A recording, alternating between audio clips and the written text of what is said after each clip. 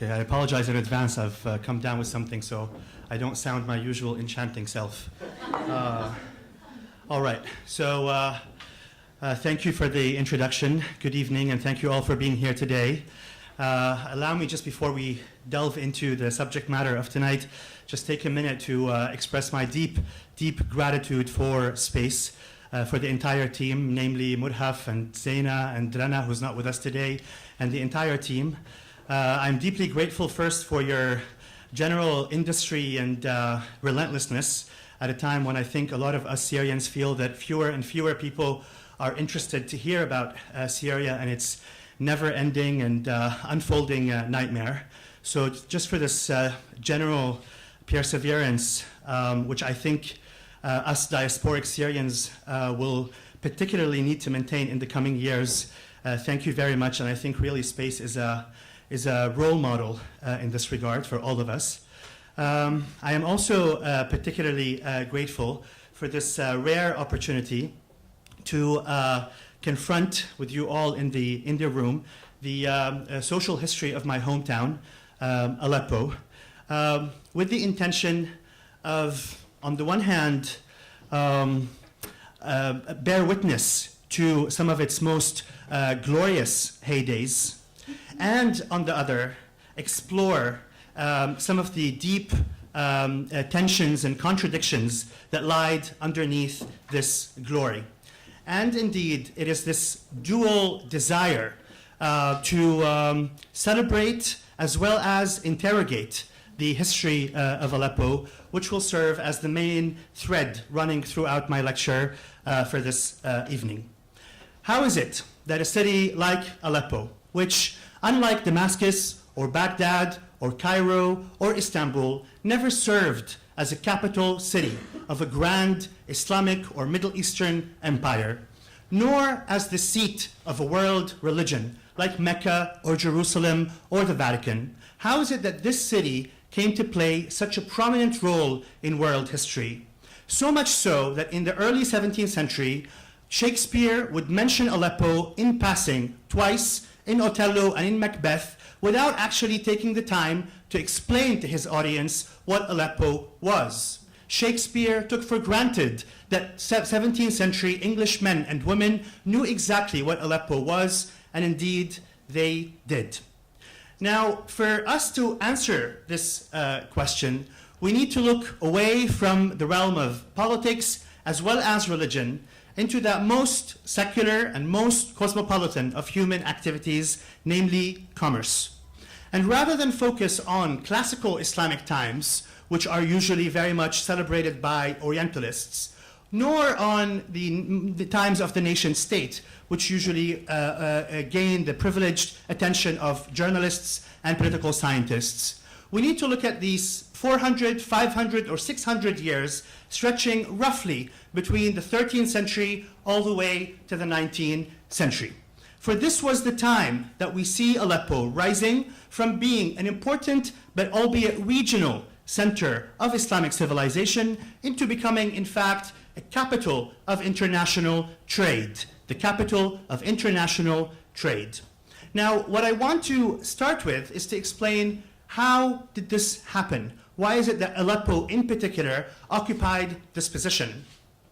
And here one has to pay attention to certain changes that do not actually pertain to Aleppo per se, some of them do, but in fact to worldwide changes that come to push Aleppo and put it in this position. I will mention 5 main reasons, and some of you who are specialists of European history, who have read nothing about the Middle East but only about European history, will actually come to recognize some of those reasons as in fact your own. The first is the end of the Crusades, and as a result of that, the end of war as the modus operandi between the East and the West, and the beginning of the rise of secularized commerce as a possibility between Christian Europe and the Islamic Middle East, and beyond that, Iran, India, and China. And so the first is the end of the Crusades. The second is the rise of northern Italy, of Venice in particular, which in some way will become the sister city of Aleppo from the 13th century onwards, as breaking the exception of Europe, Europe being at the time completely feudal, completely under the rule of the Pope, and completely dominated by imperial structures. Northern Europe, and in particular Venice, will emerge as the exception of Europe being completely dependent on commerce as the main economic activity and being primarily urban in social structure. So keep those two reasons in mind and consider them as two background reasons that help us understand why Aleppo will ultimately become, in the 16th and 17th centuries, as the capital of international trade between Europe and the East.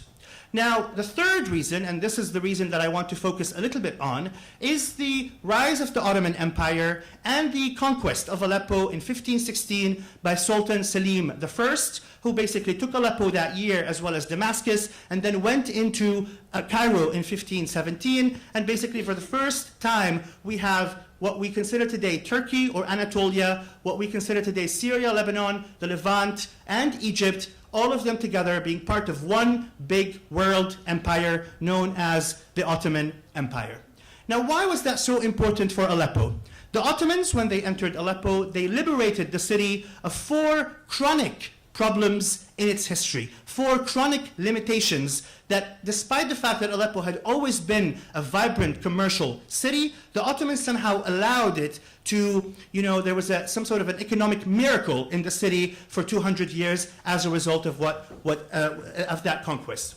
First, with the conquest of the Ottomans, for the very first time, Aleppo stopped being a frontier city between the Islamic world and the Byzantine Greek Orthodox world, which meant that despite the importance of its commerce, it was always subjected in its commerce, in its economic activities, to the whims and the ups and downs of commerce between Byzantium and the Islamic world. For the first time, Aleppo had a hinterland that stretched from Istanbul to the north all the way to Mecca, basically in the south, and from Iraq in the east all the way to Egypt and Tunisia to the west, and with an uninterrupted and peaceful territory reaching all the way to the Balkans. And so for suddenly, Aleppo is not a frontier city where war is always happening between Greek Orthodox, Byzantium, and the Islamic world, but it is a very stable city lying at the center of a stable and grand world empire.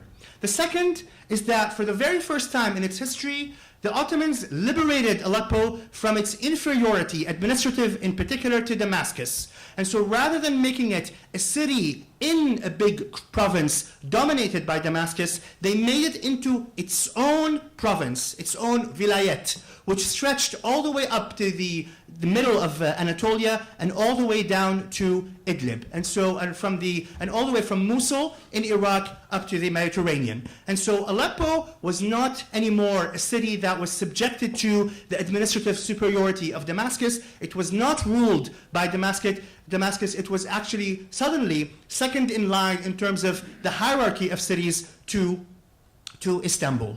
Now, the third thing that the Ottomans did, and this is especially not under Selim I, but rather his son Suleiman the Great, who everyone knows as the greatest Ottoman sultan at the time, was to actually go all the way, for the very first time also in decades, and give Aleppo an eastern hinterland that reached all the way to Iran. And this would be very, very important, because the importance of Aleppo actually for the West and for the world was the fact that it had unparalleled access to Iranian, any guess? Silk, exactly. And so this third development basically meant that Aleppo suddenly was the place to go to get 2 very, very important commodities that the West now was very hungry for, which was Iranian silk and Syrian cotton. And now the fourth major thing that the Ottomans gave to Aleppo was to endow it, after such a long time, with its own port in Iskenderun, because up until then Aleppo was dependent on Tripoli in modern-day Lebanon for its maritime commerce, and the distance between Tripoli and Aleppo was 8 days on camel, and so that put Aleppo at such a disadvantage in comparison to Damascus, which was very close to Sidon and to Beirut, which took nearly 2 days. And so when they gave Iskenderun, when there was actually a Turkish lobby, an Aleppine lobby that formed itself and basically petitioned the Sultan in Istanbul that the Aleppine merchants deserve their own port, and so in a matter of decades, basically by 1560, 1570, Iskenderun was completely rehabilitated and made into a full-fledged, ready-to-function port. So those 4 changes are basically what the Ottoman state gave Aleppo. And in fact, I forgot to mention one particular thing.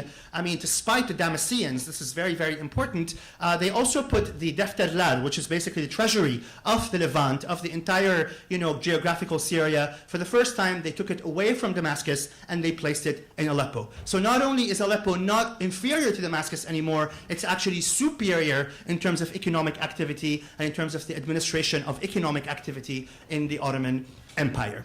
Now, the 4th reason, and this is obviously really just about you guys, it's about Europe, not about Aleppo, it's that this entry of the Ottoman Empire into Aleppo and providing it with enough infrastructure and legal position to be the capital, the economic capital of the Ottoman Empire. At the same time, there were certain major economic and social and political changes happening in the West that basically meant that for now commerce or international trade became extremely important for Europe itself. Why? Because now, I mean, I don't know how many European historians we have here. In the 15th century and the 16th century, we have the rise of certain dynasties, whether it's François I in France or Henry VIII and then Elizabeth I in England. Those were countries that were trying to compete with the Spanish Empire with its unparalleled access to the New World. And they were also trying to centralize their own state against their own aristocrats who ultimately had access to what? The economic activity that up until then medieval European kingdoms were dependent on, agriculture.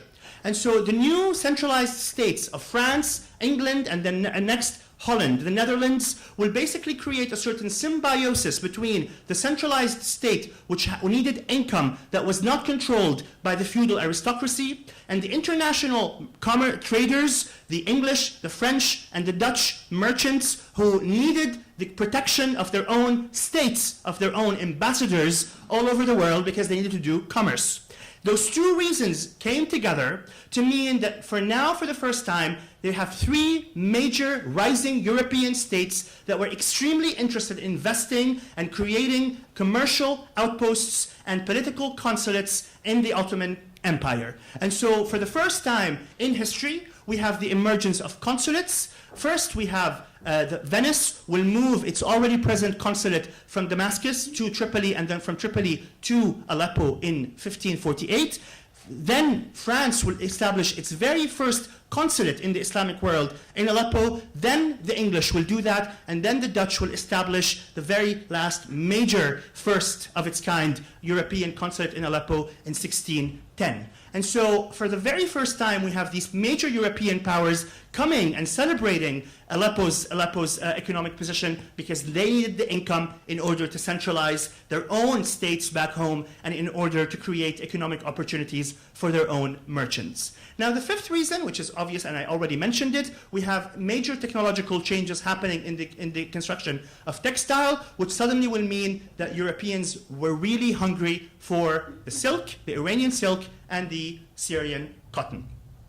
What that means is that basically in the 16th century, we have something very close to an economic revolution in the city of Aleppo. Between the 16th century and the end of the 17th century, the whole world talks about Aleppo as the capital of commerce in the world. This is basically where Europeans, Indians, Iranians, Ottomans themselves met to do commerce. The most important demonstration of this economic explosion is the fact that of its own kind in the entire region, Aleppo's population throughout these 200 years would swell from 80,000 to 200,000 by the end of the 17th century. This also means that Aleppo, unlike other cities in the region, and in fact reminiscent of a phenomenon that we'll see coming later, in fact, in Europe, the countryside of Aleppo would start to lose its own people, because people of the countryside are moving to the city and establishing themselves in the city because there's a lot of economic opportunity there. This is usually a phenomenon that we associate with modernity, with industrialism,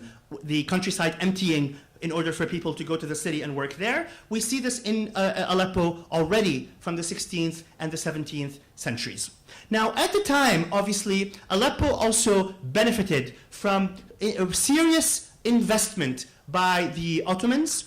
And so we know for a fact that between 1550, 1560, 1570, at some point during the height of the reconstruction that the Ottomans embarked on in the city, an entire 1 kilometer squared of the entire city, of the old city, was rebuilt. This included roughly, I mean, obviously here the numbers are always very rough, but between 56 streets were completely rebuilt to allow for the covered market to emerge in earnest, and around 57 to 60, these are the numbers according to several books that were written on the subject by, now I forget his name. Do you remember? Abraham? No, not Abraham, the one before him. Damn it, sorry. So I remember I forget the name of the historian who wrote the origins of Bruce Masters. Bruce Masters, okay, at Lesley. So like check his books. He's written three exactly. There's three books that were really great on Aleppo. Anyways, so besides the 56 streets, we have around 60 caravanserais. And the caravanserai, does anyone know what that is? It's a khan in Arabic. A caravanserai, it means it's a huge building, actually beautiful buildings, built especially for international traders to come live on the upper stories and basically have shops where they actually do exchange on the ground floor. The biggest of which and the most beautiful of which is Khan al-Gumruk, which was Khan al-Gumruk, which was built between 1550 and 1560 by the Ottoman state, and it will serve for centuries. I mean, it was still there before I left Aleppo. I don't know what happened to Khan al-Gumruk after the war destroyed. Okay, and you know, Khan al-Gumruk housed the consulates of the Netherlands, of France, of England, of many important European and non-European, Iranian, Indian merchants who came to the city.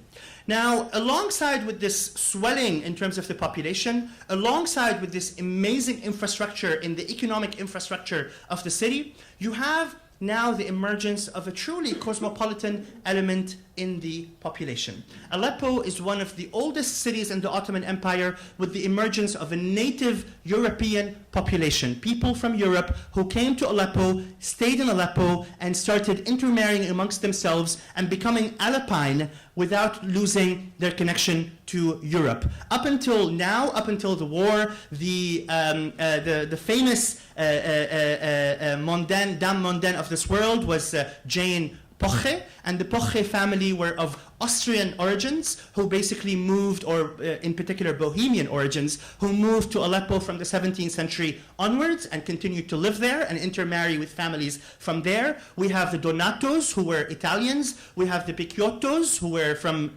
Jews. And we have obviously multiple families who will come from the Spanish Sephardic Jewish population who had moved from Spain to Italy, and then from Italy they will come to Aleppo. During that time, it was pretty well established that around 25% of the population of Aleppo was non-Muslim, 20% were around Christian, and there was probably between 2% to 5% Jews. And those people were very prominent. There are multiple books, in fact, on the Christians of Aleppo and the Jews of Aleppo. The Jews of Aleppo will become extremely important in the Jewish world. I met some of them in Brooklyn, in New York, maybe 5-6 years ago, and it's fascinating that until now they have this like snobbish sort of attitude towards other Jews because they are from Aleppo. Even though now the third generation, they don't know what Aleppo is, they have never been to Aleppo, they still intermarry within those families.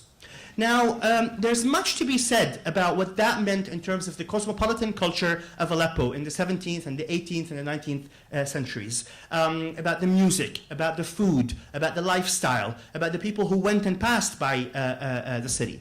But I also want to highlight two specific phenomena that were double-edged. There was, on the one hand, the cosmopolitan allure, but at the same time, the social tensions. And if we can go back to the map that the guys used, the map of the city.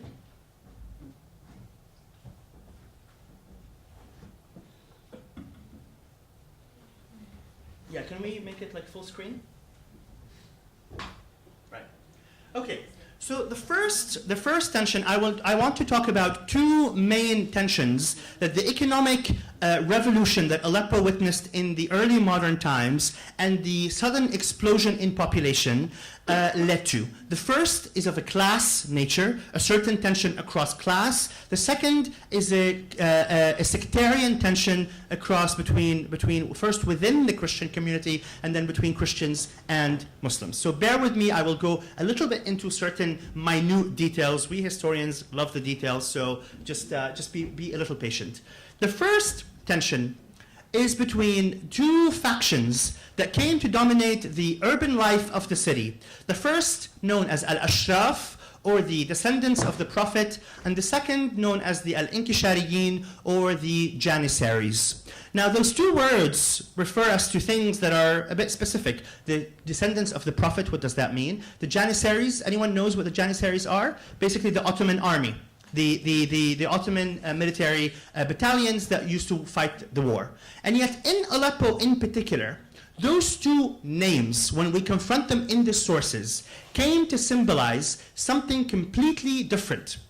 On the one hand, the word Ashraf came to symbolize the combination of the notable families, the aristocratic families, that either trace their origins back to the Prophet in reality, or were descendants of scholars, ulama, so basically big families that were specialized in, producing scholars, or the Turkish families that moved as a result of the Ottoman Empire being the dominant force, lived in the city, and rather than imposing their own culture on Aleppo, they themselves became Arabized in their own culture, so they joined the local elite, as it were. And this is actually very fascinating. Those of you like me who are obsessed with the court records to try to talk about social history, you see how it happens in court records in Aleppo. You look at it, and X and Y and Z person with the suffix Zadeh, and Zadeh usually in the Ottoman Empire symbolizes nobility, and so most of the old families of Aleppo used to have the suffix in Ottoman times.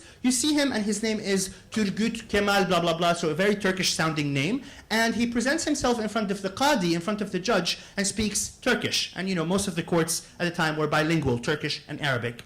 Then the same person, we would see him 10 years later appearing in front of the judge, but this time he speaks Arabic, and he is married to an Arab woman from the urban nobility. And so there was a process of Arabization of the Turkish bureaucrats and elites and merchants who also lived in the city and became part and parcel of the local elite.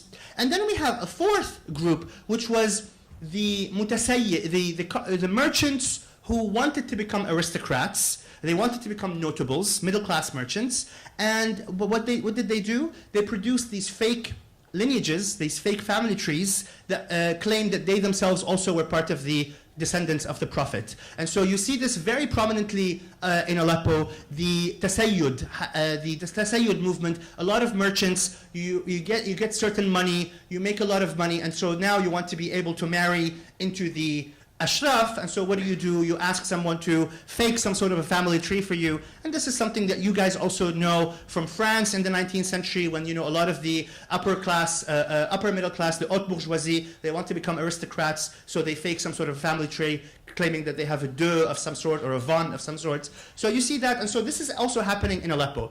And so you have the Ashraf not being a word that means only the descendants of the Prophet, but rather some sort of an aristocracy, an urban patrician elite of sorts, combining the ashraf themselves, the ulama, the scholars, the Turkish bureaucratic elite, as well as the up-and-coming, very rich merchants from the city. This is on the one hand.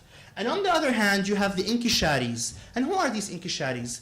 The Ottoman military battalions that lived in Aleppo from the 16th century onwards was notable for the fact that it was localized very quickly. So rather than being manned by and I don't know how many of you know, but the Ottomans used to take young Christian kids from the Balkans, make them convert into Islam, and then join the Janissaries. And so the Janissaries were by and large, in classical Ottoman times, almost always from the Balkans. Okay?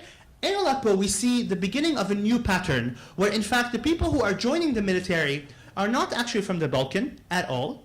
They are from a particular part of the eastern countryside of Aleppo, which was predominantly either Bedouin Arab, or Turkmen, or Kurdish, or clannish, so Arabs who were divided into clans, the countryside of eastern Aleppo. And those people would begin to live in the eastern neighborhoods of Aleppo, and they would come with time to symbolize the conscience of the working class, of the poor segments of the Aleppine population. And in fact, what's so interesting to me is that this division acquired a spatial nature. The Ashraf and their descendants lived by and large in the north and the west of the citadel. The Inkisharis, by and large, again, by and large, so you have some exceptions, obviously, on both cases, because sometimes some Halabi people come to me and they're like, but no, there is this one exception. Of course, there are exceptions. We're talking by and large.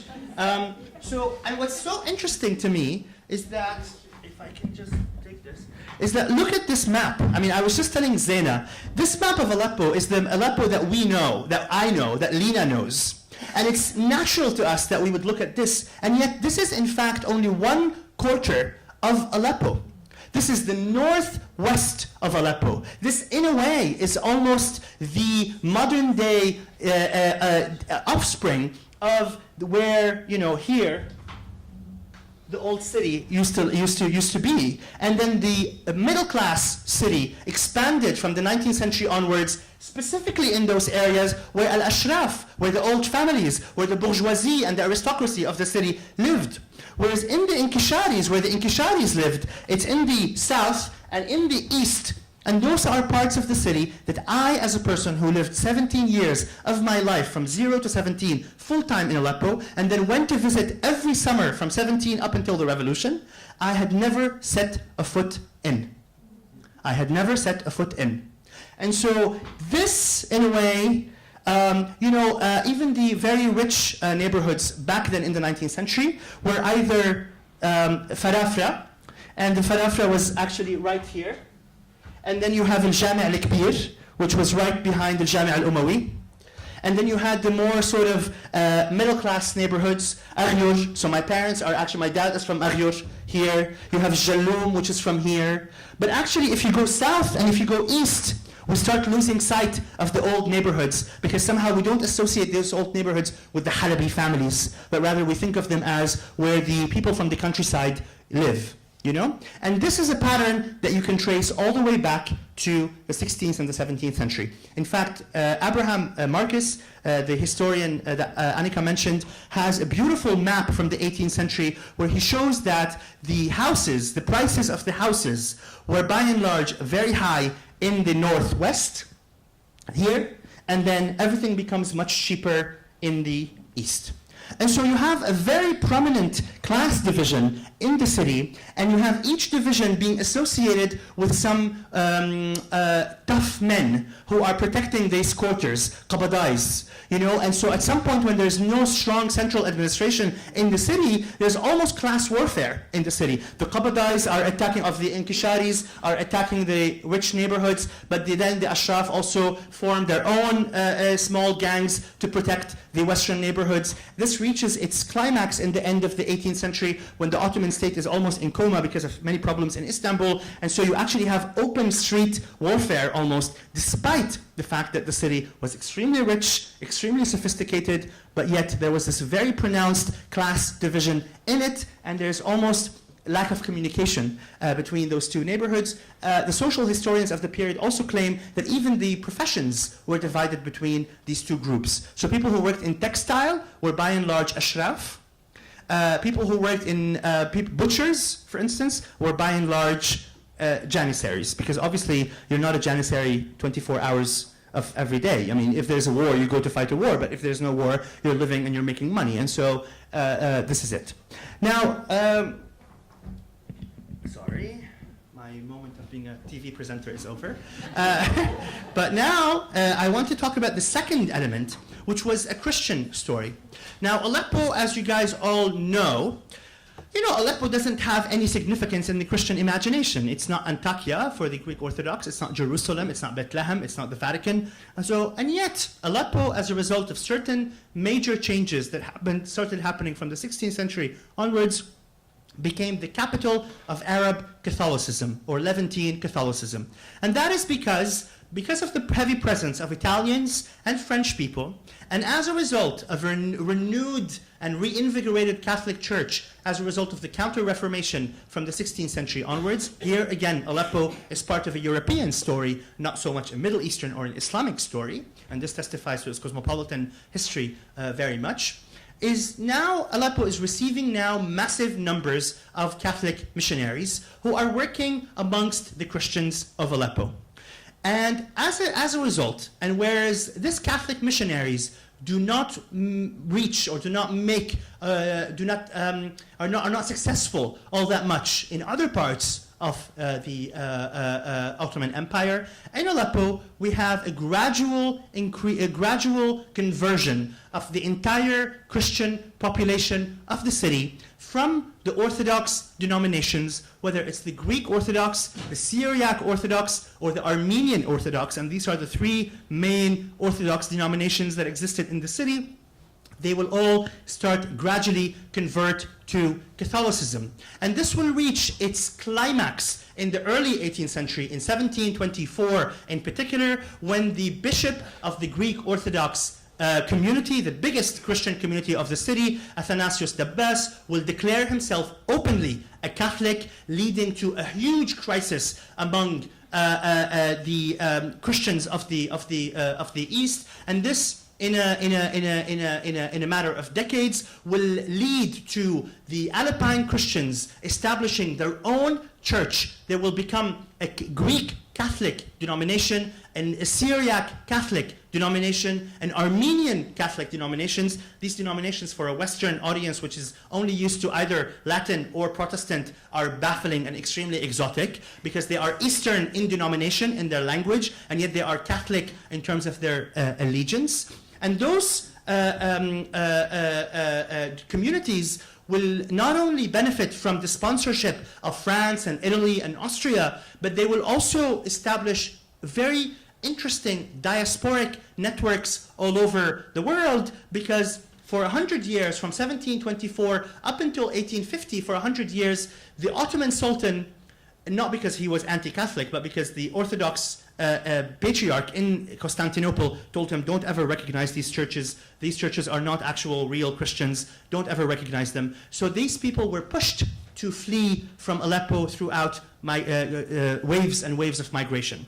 And so the Catholic Aleppines became early diasporic merchants spread out all over the world. Some of them will leave Aleppo to Palestine, and others will leave it to Egypt. There they would meet Napoleon Bonaparte when he comes in the early 19th century. And some of them will leave with Bonaparte to Marseille, and others will go to Livorno in Italy, and others to Trieste, which was the capital, the port town of the Austrian Empire. A lot of them would establish, much like the I'm thinking of specific families. The Rothschilds, for instance, they will become families specialized in exchange, like so.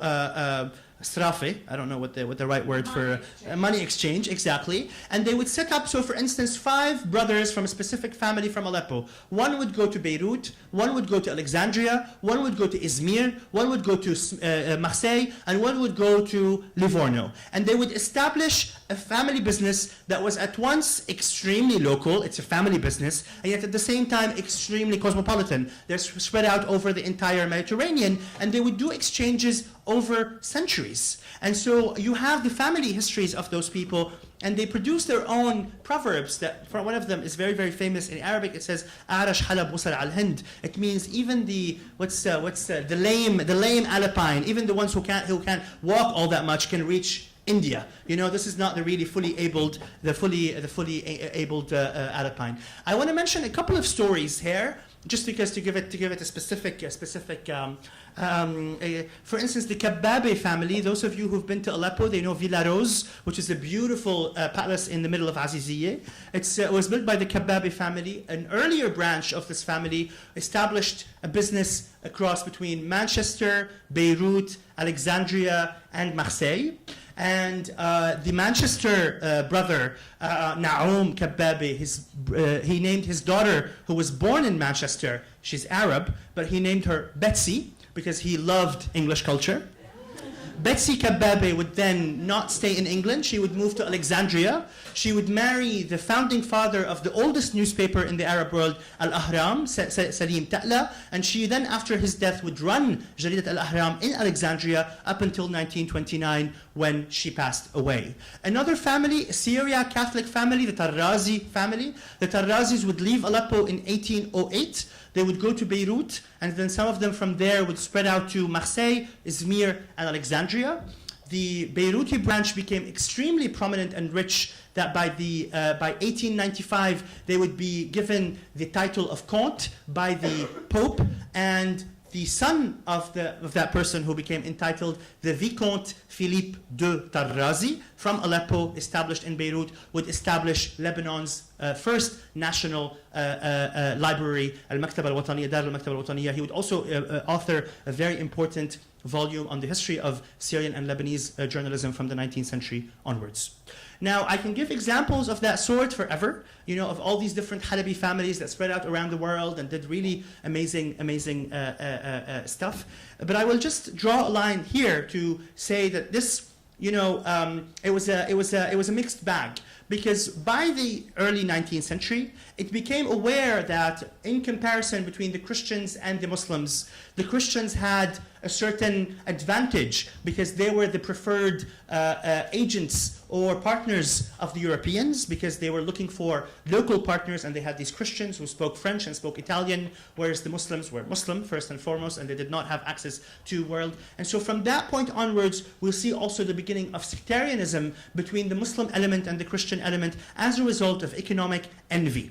And so this will evolve somehow underneath the surface, and it will reach its epitome in 1850 when the Greek Catholics were recognized by the Ottomans, and they were entering the city of Aleppo in a beautiful sort of procession, and the Inkisharis, the poorer neighborhoods of eastern Aleppo, would attack the motorcade. Around 600 people will die in 2 or 3 days of sectarian fighting. It's not much compared to what will happen in Damascus 10 years later, when around 40,000 people, 6,000 people were massacred in Damascus that time. 600 is not that much, but still it was a very, very important history in terms of the end of the very peaceful coexistence between the Christian and the Muslim element.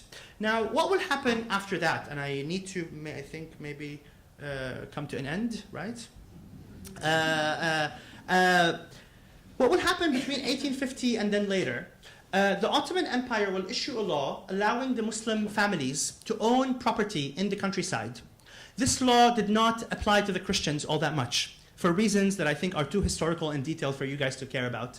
And so, by and large, a certain class of the Muslim families will reinvent themselves from merchants to become landlords. Jabiris, the Mudarris, the Qudsis, all the grand families of Aleppo, merchant Muslim families will become landlords. Whereas the Christians will enjoy unparalleled access to European markets as being the travel agents, as being the bankers, as being the dragomans or translators of the Europeans. And this, in a way, despite the beginning of sectarianism, will create gradually a symbiosis between the Muslim elites and the Christian elites. How? The Muslim elites had access to the countryside, and the Europeans needed access to the countryside because they were interested not in Alpine manufacturing, but rather in the rural, the agricultural products. And the Christians had access to the Europeans.